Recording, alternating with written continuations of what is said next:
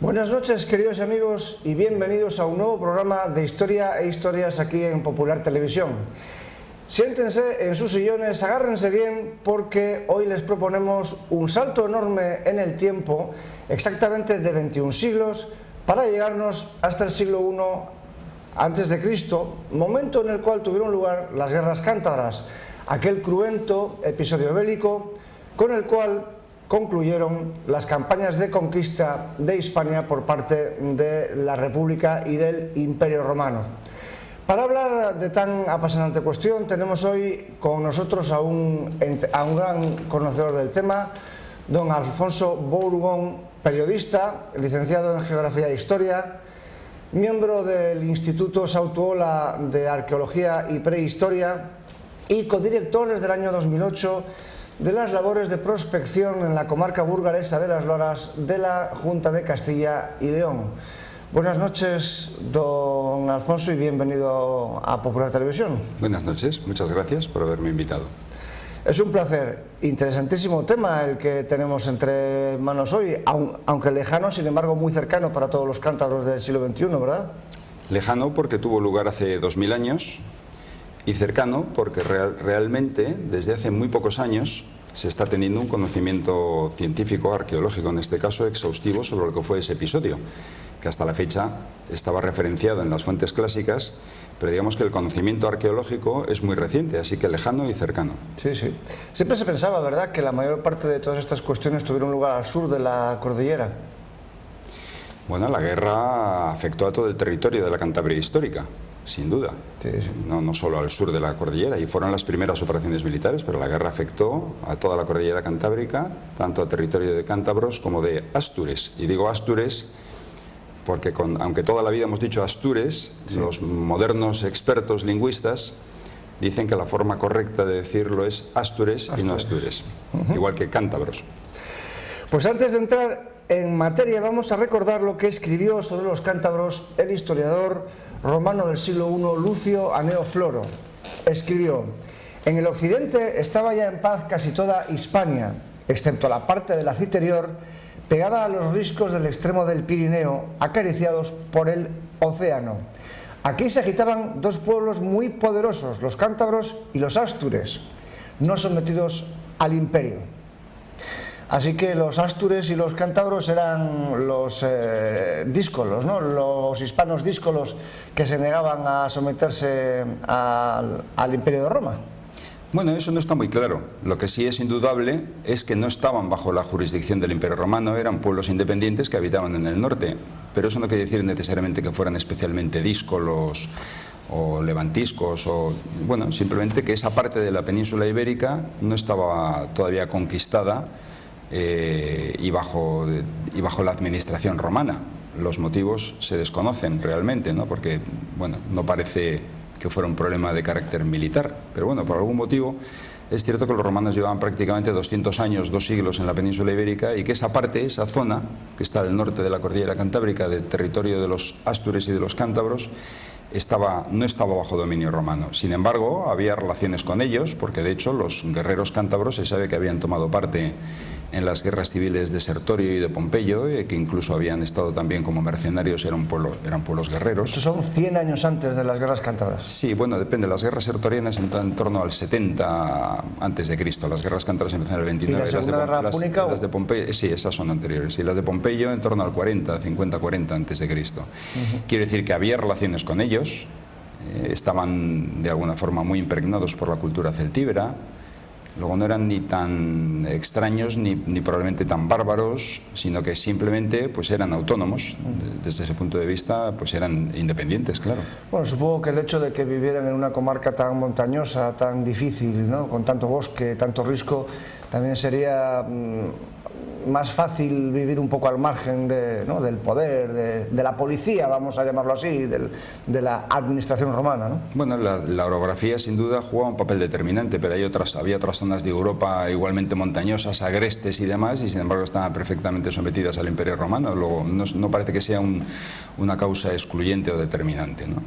Y de hecho, además, incluso se han encontrado no hace mucho algunas pruebas de que los cántabros mantenían incluso relaciones diplomáticas con otros pueblos de la meseta, las famosas téseras de hospitalidad, que eran una especie como de placas en las que ellos hacían una demostración de intenciones de mantener relaciones comerciales o de otro tipo con otros pueblos con lo cual, bueno, pues había relaciones comerciales, había relaciones diplomáticas de los cántabros con otros pueblos de la península, lo cual quiere decir que también bélicas, ¿no? Porque en alguna que otra ocasión también se pegaban entre ellos, quiere decir que entre las propias tribus cántabras había sus diferencias, como las había entre las famosas tribus de pieles rojas en Norteamérica, que también se pegaban entre ellos. Bueno, esas son las cosas propias del ser humano. Hablemos pues de la Cantabria prerromana, porque no coincide exactamente con los límites de la provincia de Cantabria actual. Cuéntenos un poquitillo, según sobre todo Estrabón, supongo, es el gran geógrafo que nos ha dejado los datos, ¿no?, sobre cuáles eran los pueblos cántabros y por dónde se extendían. Así que cuéntenos un poco cuáles eran los límites de la Cantabria prerromana. Pues parece ser que hace 2000 años la Cantabria, lo que llamamos la Cantabria histórica, la Cantabria de aquella época de las guerras cántabras, era un territorio superior al de la actual provincia de Santander o Comunidad Autónoma de Cantabria. Parece ser que abarcaba todo el este de Asturias, al este del Sella, abarcaba también territorios al norte de León, de Palencia y de Burgos, y sin embargo, por el este, es cierto que la Cantabria histórica no llegaba hasta el País Vasco como hoy en día, sino que ya la zona de Castro-Urdiales hacia el este quedaba fuera. De hecho, en Castro-Urdiales había un pueblo prerromano distinto que se llamaban Autrigones. Ajá. El límite, digamos, tampoco eran vascones, que podría ser la ría de Oriñón, ¿verdad? Eso es. Curioso que en el límite occidental, que llegaba hasta el río Sella, coincida, por casualidad quizá, no se sabe bien, que el límite entre las Asturias de Santillana y las Asturias de Oviedo durante muchos siglos fue más o menos eso. Es decir, que ya existía siguió existiendo cierto tipo de limitación, ¿no?, de distinción entre los de un lado y el otro lado del Sella, que no del Deva.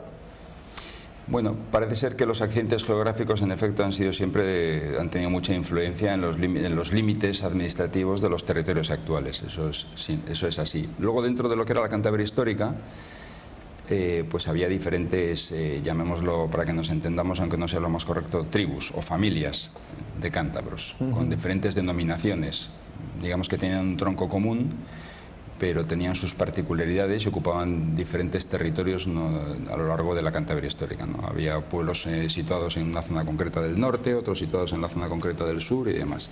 Pero bueno, insisto en que de alguna forma pues estaban muy influenciados por la cultura celtíbera y que estaban muy impregnados y tenían pues cerámicas y materiales y armas muy similares, y además el hecho de que los cántabros hubieran salido a participar como mercenarios en guerras, pues les había dado conocimiento del mundo, claro.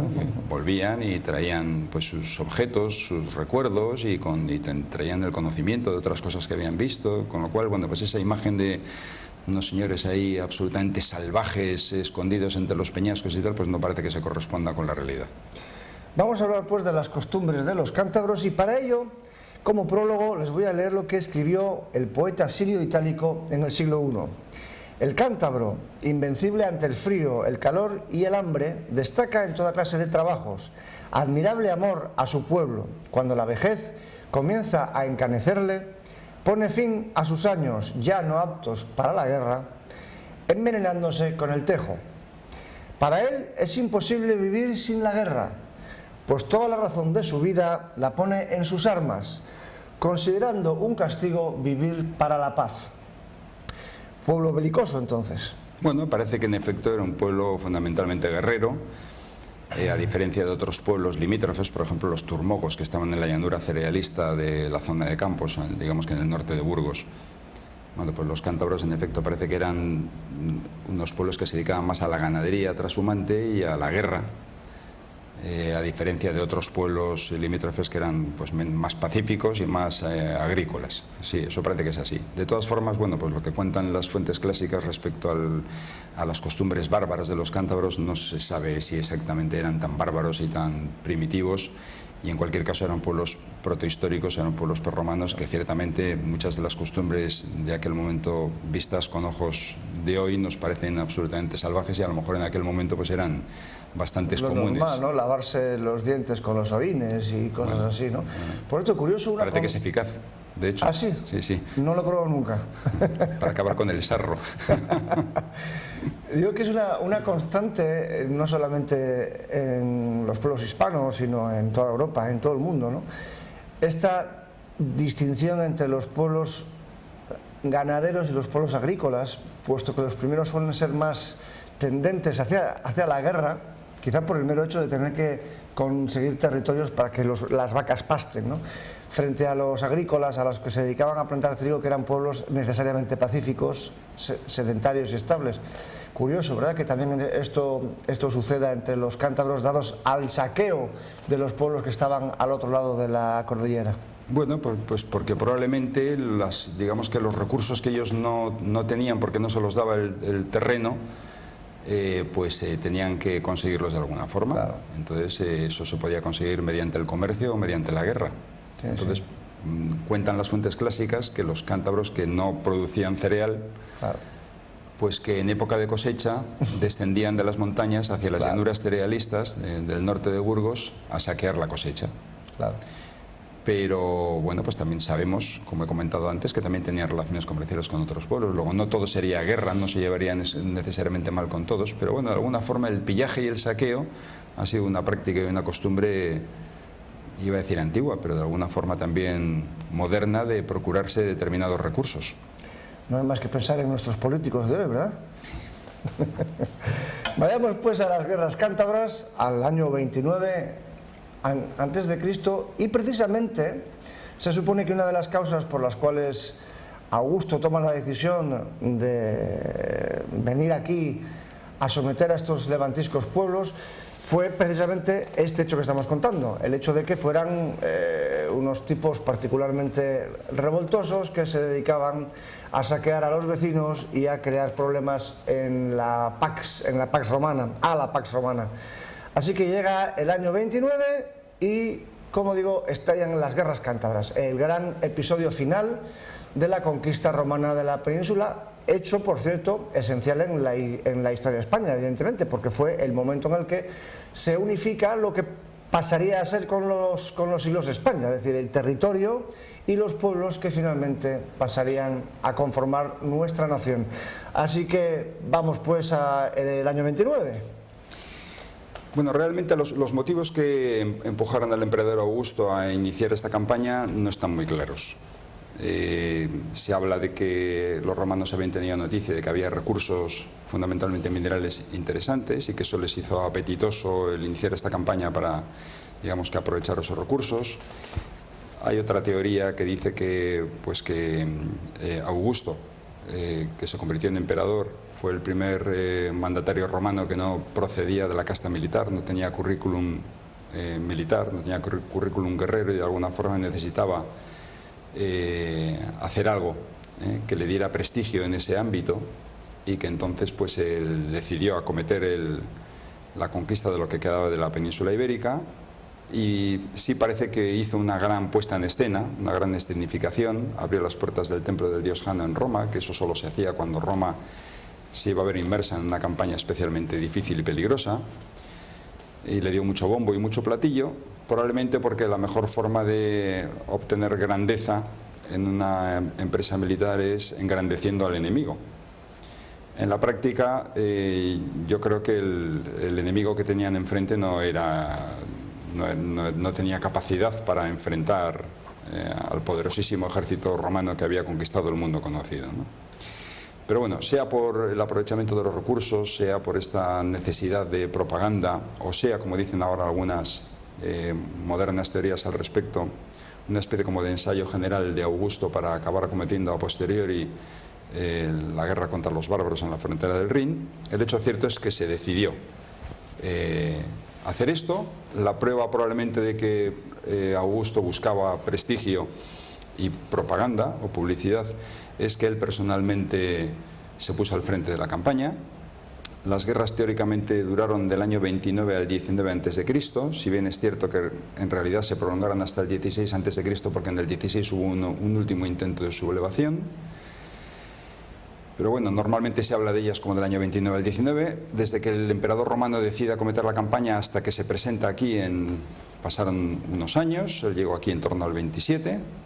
Se instaló en Sesamón, ¿verdad? En el norte de la Bueno, provincia... hubo dos grandes campamentos base, por así decirlo. Uno para afrontar el ataque al territorio de los Astures, más al oeste, y otro para, digamos, que abordar las operaciones en el territorio de los cántabros, que es donde estableció el emperador Augusto su campamento, en torno a Segisamo, el actual Sasamón, en el norte de Burgos. Aquí se produjo la concentración de tropas. Parece que hubo 2 o 3 legiones implicadas. Los autores no se ponen muy de acuerdo en esto. En principio 2 legiones parece que sí. Cada legión era aproximadamente de unos 6.000 hombres, para que nos hagamos una idea. Y entonces se asentaron... Más caballería, ¿verdad? Pero el concepto de guerra en aquella época era muy distinto. Es decir, la caballería no tenía ninguna incidencia importante en el desarrollo de las operaciones militares. Sin embargo, los cántabros eran particularmente expertos en el uso de los caballos. Sin duda, pero no era el arma fundamental. El arma fundamental era la infantería. Digamos que las formaciones de los ejércitos se vertebraban en torno a la infantería. Y la caballería se utilizaba, pero precisamente como fuerza auxiliar o complementaria, por eso se les llamaban alas auxiliares, ¿no? Y había otro tipo de tropas auxiliares, también muchas veces de indígenas o de mercenarios, que acompañaban a las legiones. Pero vamos, el grueso de una legión eran en torno a 6.000 hombres, todos de infantería. La legión como tal no tenía nada más que infantería, utilizaban algo de maquinaria de guerra, que sería la precursora de lo que ahora llamamos artillería, por así decirlo, catapultas, balistas y demás. Utilizaban mucho ganado para transportar víveres, muchas reatas de mulas, y luego había en efecto unidades auxiliares de caballería, pero que complementaban, flanqueaban, hacían labores de exploración y demás, pero que no era el arma fundamental a la hora de enfrentar al enemigo. Eso era la infantería. Bueno, parece ser que no se asentaron en el mismo Sasamón, sino en una meseta que está muy cerca, que se llama Cerro Castarreño, por razones obvias de seguridad, y de defensa. Aunque el enemigo quedaba lejos, sí, pero por si acaso, los romanos eran muy prudentes, y sobre todo por una cuestión fundamental desde mi punto de vista, y es que desde Cerro Castarreño se divisan ya las primeras loras de lo que era la frontera de la Cantabria histórica, por encima de la llanura cerealista, que estaría probablemente no toda cubierta de cereal como ahora, sino más bien cubierta de bosque. Entonces tenías necesidad siempre de buscar las alturas, no solo para estar mejor protegidos, sino también para poder ver y para poder establecer, digamos, que una serie de puestos de comunicaciones por señales, ¿no? Entonces en el Cerro Castarreño es donde parece que se produjo la concentración de tropas, y a partir de ahí se produjo el avance hacia el norte.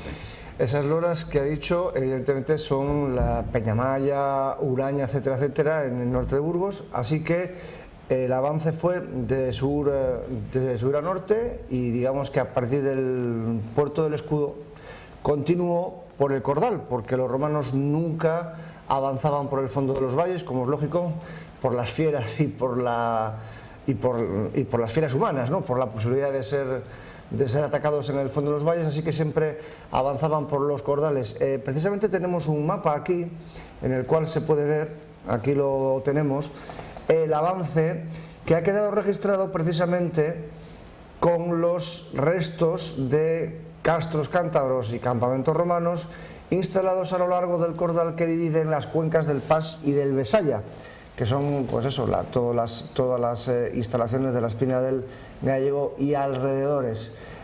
Y luego la tenaza se cerró de norte a sur con la llegada de las tropas en la flota que venía de Aquitania y que se supone que desembarcó en Santander. Pero cuéntenos un poquito en qué consistió esta campaña de tenaza, digamos, de norte a sur de la infantería de sur a norte de la infantería y de norte a sur de los llegados con la flota. Bueno, aunque como decía antes, aunque la guerra teóricamente duró del 29 al 19, realmente los primeros años fueron más de organización hasta que llegó el emperador Augusto. Las primeras fases de la campaña parece ser que no fueron demasiado exitosas. El propio emperador Augusto parece ser, según cuentan las fuentes clásicas, un día que se desplazaba por el frente en su litera, le cayó un rayo encima que mató a algunos de los porteadores, él lo interpretó como un mal augurio y demás, enfermó, probablemente el clima no era todo lo mediterráneo que él esperaba, y acabó abandonando el frente y retirándose a Tarraco, donde pasó un buen tiempo recuperándose de su estado de salud precario. Del catarro cantábrico. Sí. ¿No?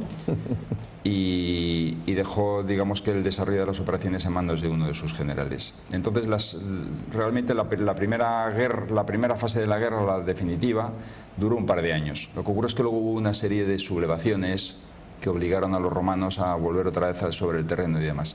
Las operaciones militares se desarrollaban fundamentalmente en verano.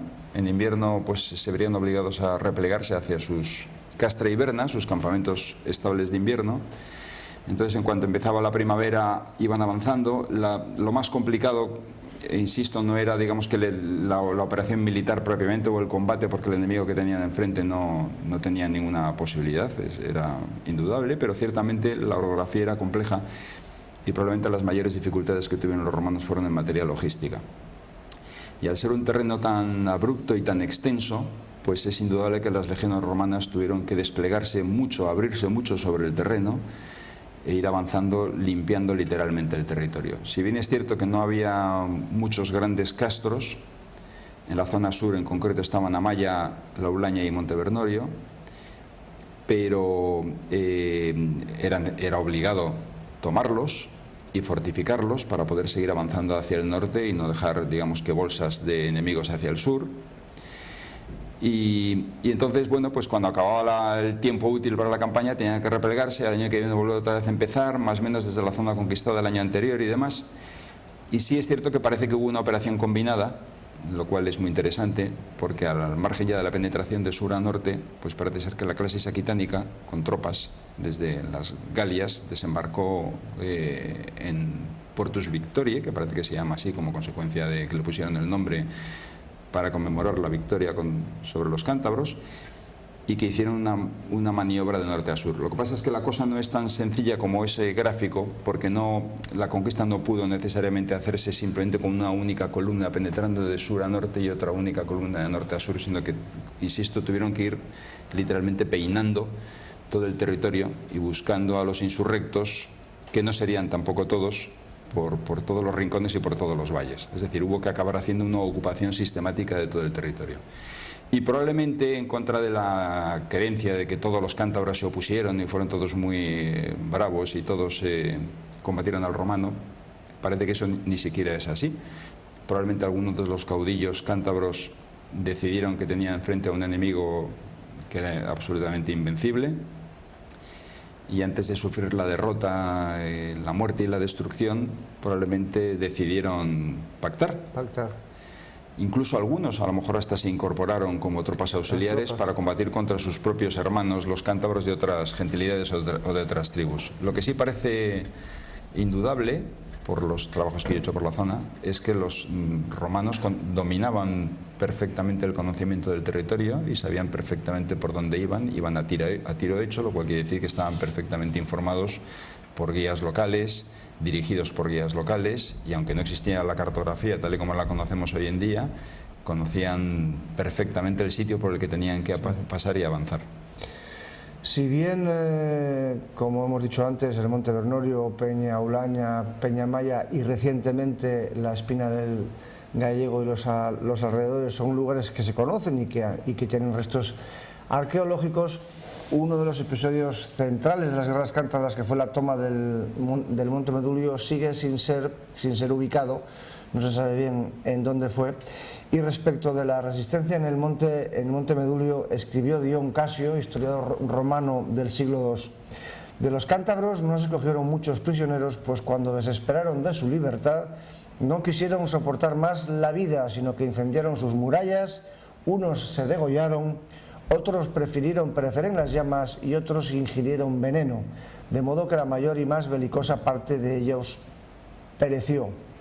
Finalmente llegó el año 19, después de varias y sucesivas rebeliones que no acababan de poner fin a la dominación romana de estas tierras, y tras el suicidio masivo del Monte Medulio que les acabo de contar, se esclavizó a buena parte de los cántabros, sobre todo aquellos que estaban en edad militar, se exterminó a buena parte de ellos, se cortó las manos de otra buena parte de ellos, y sin embargo muchos se alzaron contra sus dueños, contra los dueños a los que habían sido vendidos, los mataron y se confabularon para regresar otra vez a Cantabria a organizar una nueva resistencia contra los romanos. Así es que al emperador Augusto no le quedó otro remedio que llamar al mejor de sus generales, cuñado suyo, si no recuerdo mal, o yerno suyo, el general Agripa, yerno, ¿verdad?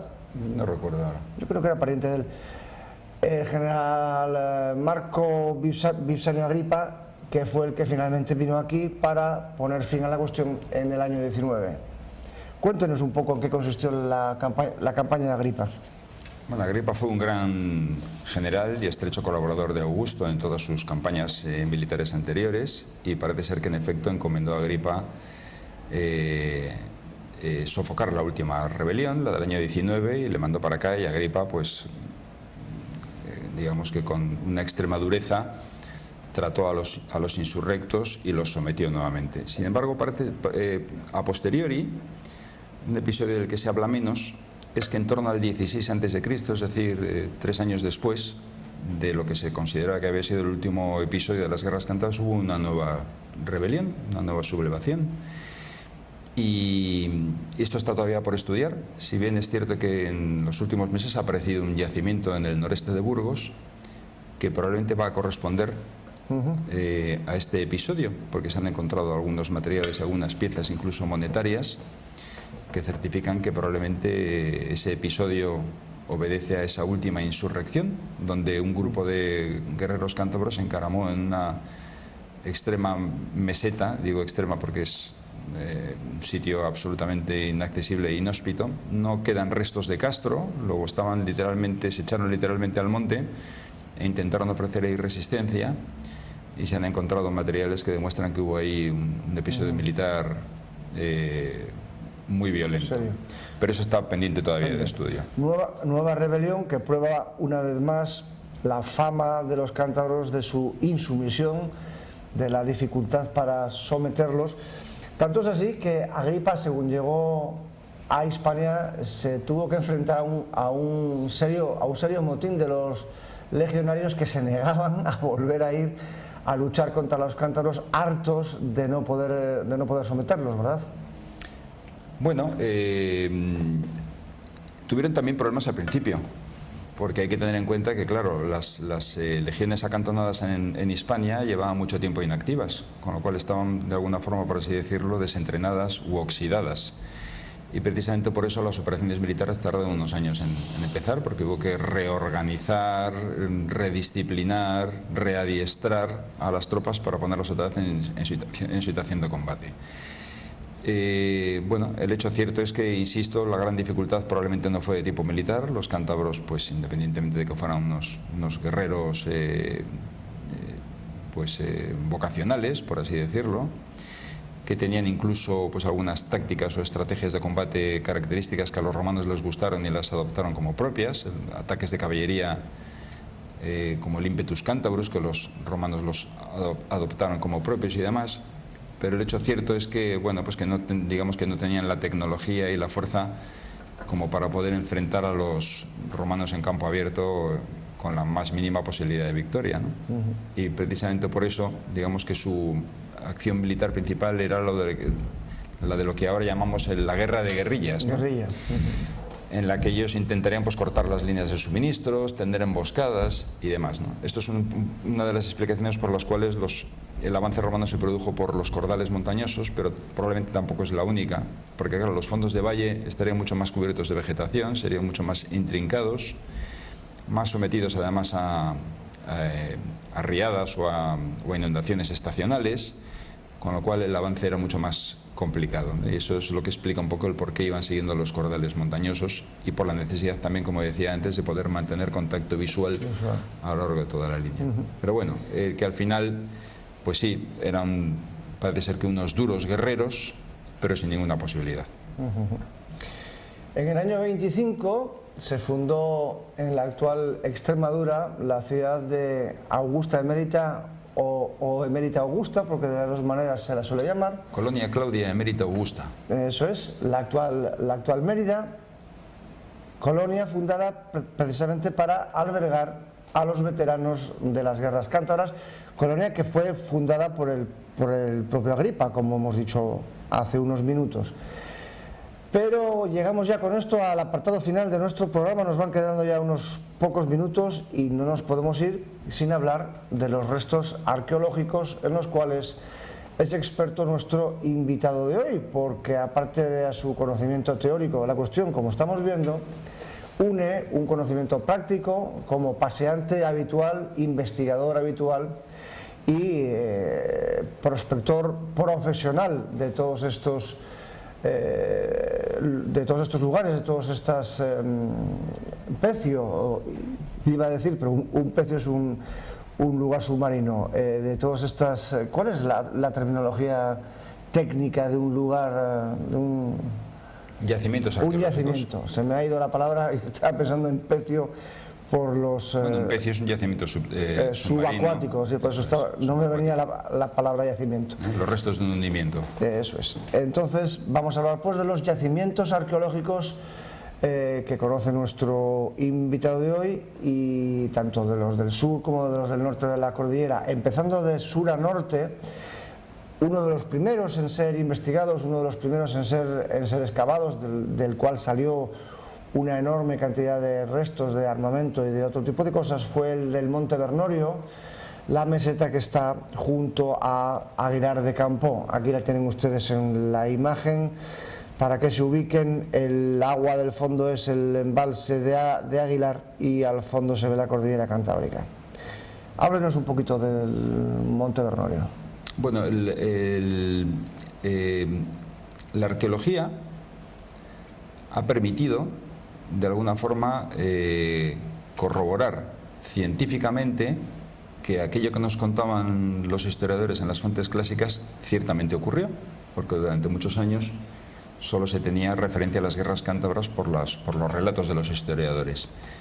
Pero de unos años a esta parte, digamos que eso se ha podido corroborar y contrastar arqueológicamente, que ese ha sido el gran avance en la investigación. Y aquí el gran mérito de todo esto corresponde al doctor en protohistoria Eduardo Peralta, que hace aproximadamente una veintena de años llegó a Cantabria después de haber estudiado en la Universidad de París y de haberse doctorado, y haciendo un enorme esfuerzo en trabajo de campo, que al final es muy importante, porque investigar las fuentes clásicas pues está muy bien, trabajar con fotografía aérea es fundamental, pero al final hay que acabar poniendo la bota en el terreno y hay que acabar recorriendo de forma sistemática el territorio para encontrar las evidencias arqueológicas sobre el terreno, que no son muchas veces visibles ni en foto aérea ni nada que se le parezca. Bueno, una de las zonas que teóricamente estaban mejor estudiadas era la del sur de la Cantabria histórica, correspondiendo con el norte de Burgos y de Palencia, y sin embargo en esa zona, que es donde yo estoy realizando labores de prospección arqueológica, están apareciendo muchas evidencias, no exclusivamente de las guerras cántabras, porque mi labor de arqueólogo de campo desde el 2008 no se circunscribe a investigar el episodio de las guerras cántabras. Yo estoy haciendo prospección arqueológica en el sentido más amplio del término. De hecho, he encontrado una veintena de castros cántabros, lo que pasa es que son todos correspondientes a la primera edad del hierro, con lo cual no son contemporáneos de las guerras cántabras. He encontrado también algún yacimiento de algún castro de la edad del bronce. He encontrado también algunos asentamientos tardorromanos y he encontrado 7 castillos altomedievales, aunque parezca increíble, absolutamente inéditos para la ciencia, aparte ya de piezas sueltas. En total estamos hablando de, entre piezas y yacimientos, aproximadamente 70.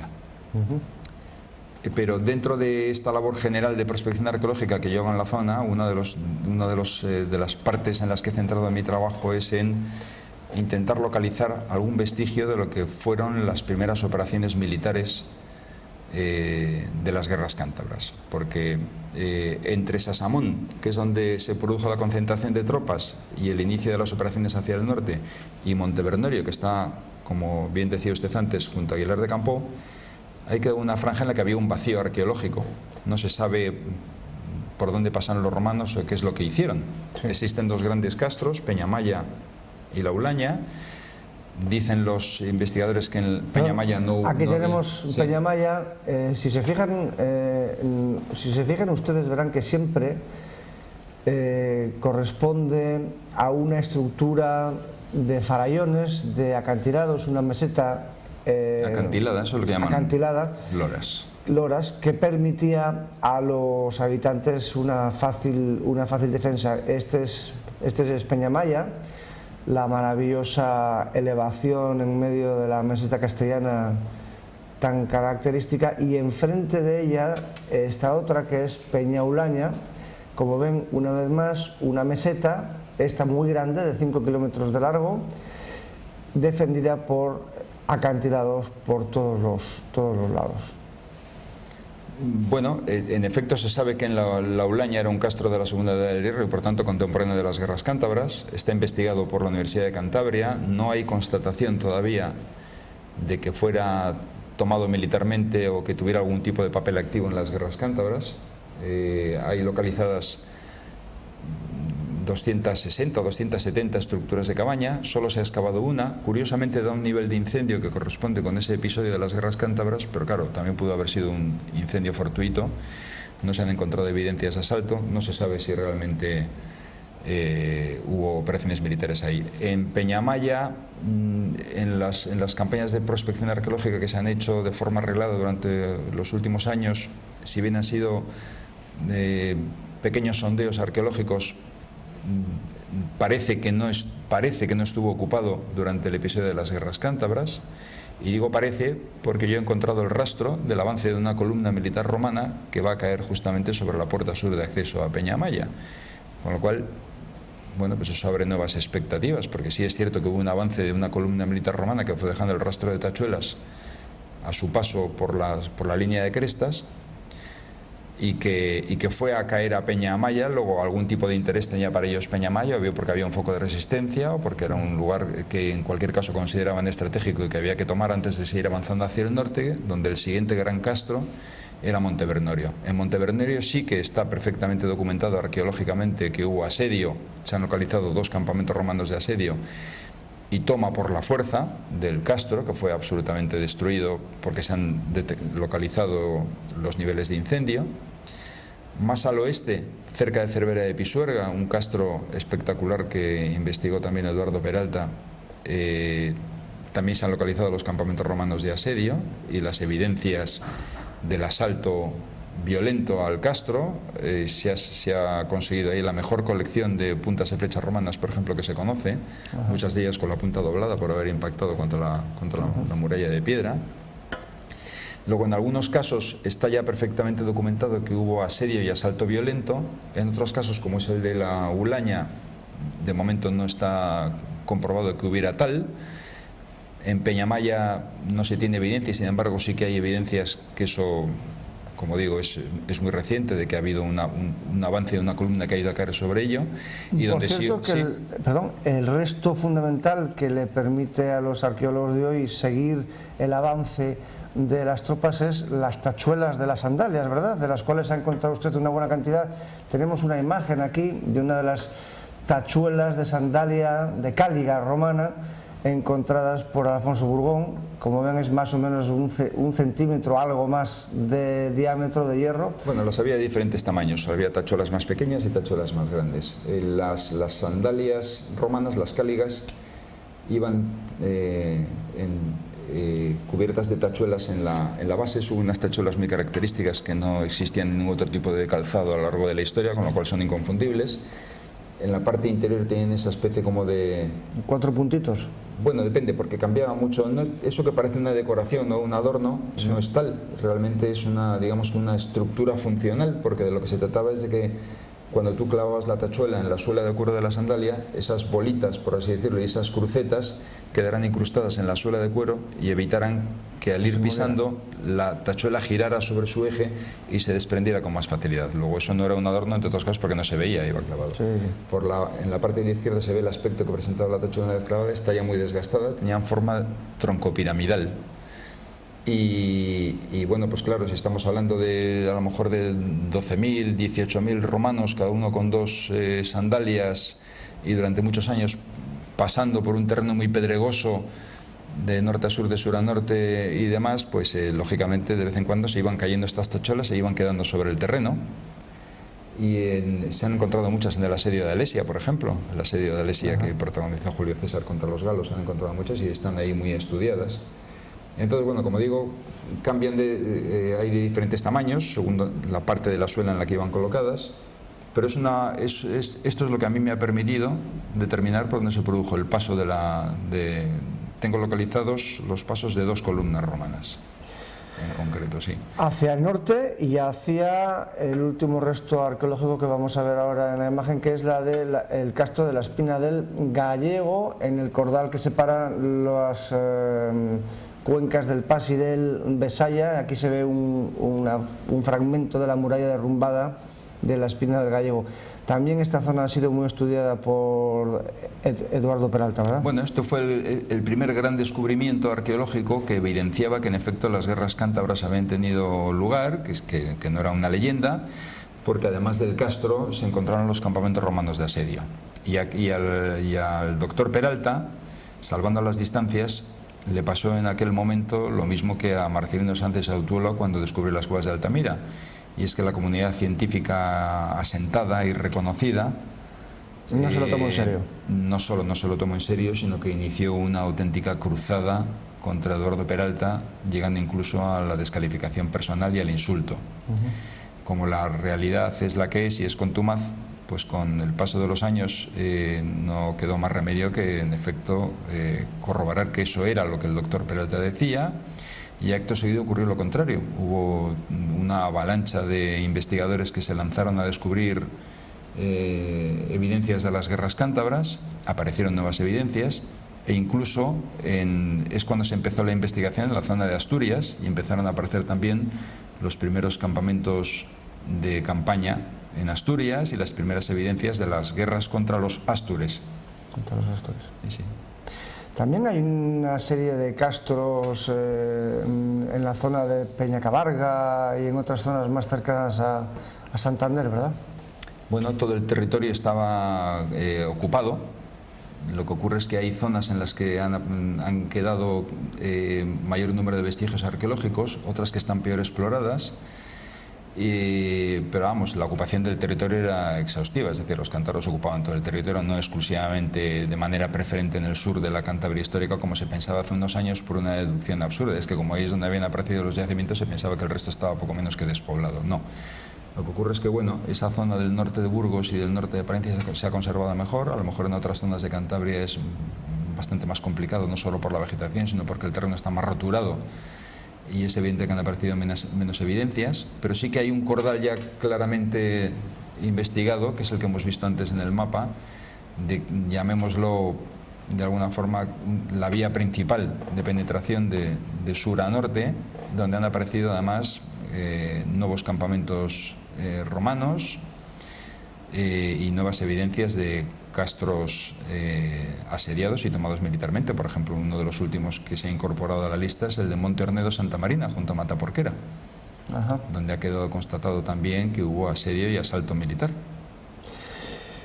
¿Se encontrará algún día el famoso Monte Medulio, aquel que fue rodeado por un cerco de 15 kilómetros hasta que sus habitantes tomaron la decisión de poner fin a sus vidas? Bueno, salvo que, quiero decir, a lo mejor dentro de unos siglos, de repente unos arqueólogos encuentran un letrero que pone Bienvenida a Santander y entonces es evidente que ese yacimiento que hay ahí corresponde a la antigua ciudad de Santander, pero claro, en esta época eso no existe, ¿no? Aparecerán sin duda nuevos yacimientos, aparecerán sin duda nuevas evidencias de las guerras cántabras, Pero claro, ponerle el apellido es complicado, es decir, ¿eso que se encuentre será el Monte Medulio o será otra cosa? Eso va a ser difícil de determinar, salvo que toponímicamente haya un nombre muy evidente asociado. Pero bueno, Monte Medulio se llegó a pensar que eran las médulas en el norte de León, por similitud. Sin embargo, eso parece que está totalmente descartado. E incluso aparecerán yacimientos. Se ubicó en Galicia por muchos sitios. Sí, sí. Entonces, saber que eso que se ha encontrado es el Monte Medulio va a ser muy complicado, pero sí es cierto que van a aparecer nuevos yacimientos y nuevas evidencias que van a contribuir, van a aportar mayor conocimiento a este episodio de las guerras cántabras, donde, como decía antes, el nivel de conocimiento ya se asemeja mucho a estas películas de investigación científica, el CSI y demás, porque se está llegando a un nivel de detalle gracias a, por ejemplo, a las colecciones numismáticas, con fechas muy concretas. Se está pudiendo determinar de manera muy precisa en qué momento, incluso de las guerras cántabras, no solo que pertenece a las guerras cántabras, sino en qué momento de las guerras cántabras se produjo ese asedio o se construyó ese campamento. Ya para terminar, cerca del embalse del Ebro, en esto que se llama La Población, el profesor García Alonso encontró un campamento romano en un sitio que se llama El Cincho. Hizo una excavación y hizo una excavación en trinchera en el foso que cerraba el campamento romano, sacó muestras de tierra del fondo del foso y las mandó a analizar, y le dijeron que ese foso había estado expuesto a la caída de polen durante los meses de mayo-junio. Es decir, había restos de especies florales que florecen en mayo-junio, no antes y no después. ¿Por qué? Porque quiere decir que ese campamento, ese castra estiva, estuvo ocupado 2 meses y posteriormente se abandonó y continuó el avance hacia el norte. Es un campamento de principios de campaña, como vemos, mayo-junio, lo cual quiere decir que en campañas anteriores ya habían llegado hasta allí, porque cuando empezaron las operaciones ya era mayo, comienzo de temporada de campaña, por así decirlo, y los romanos, cuando abandonaban los campamentos romanos, los desmantelaban, con lo cual cegaron el foso, lo volvieron a tapar, y entonces quedaron ahí en el fondo del foso atrapadas las especies de polen, el polen de las especies florales que han permitido determinar eso, que ese campamento en concreto estuvo ocupado aproximadamente un par de meses. Parece mentira, ¿verdad? 2000 años después llegan los técnicos, llegan nuestros CSI de la arqueología cántabra, como nuestro invitado de hoy, y se encuentran con el polen que les permite datar exactamente el mes del año en el que estuvieron allí los romanos. Pues, don Alfonso, lamentablemente se nos ha echado el tiempo encima, entre tan interesantes cuestiones de pólenes, de tachuelas, de guerras, de cantos de victoria de los vencidos cántabros en las cruces, que se nos ha olvidado mencionar la frase de Estrabón explicando que los indómitos cántabros, incluso cuando estaban crucificados, seguían cantando sus cantos de victoria. Pero lamentablemente, don Alfonso, tenemos que terminar aquí la conversación. Muchas gracias por su presencia en Popular Televisión. Muchas gracias a usted, ha sido un placer. Habrá que volver sobre el tema de las guerras cántabras y sobre los futuros descubrimientos arqueológicos en los yacimientos en los que usted trabaja. Contamos con su presencia aquí para contarnos las novedades. Muchas gracias, cuando usted quiera. Muchas gracias, pues.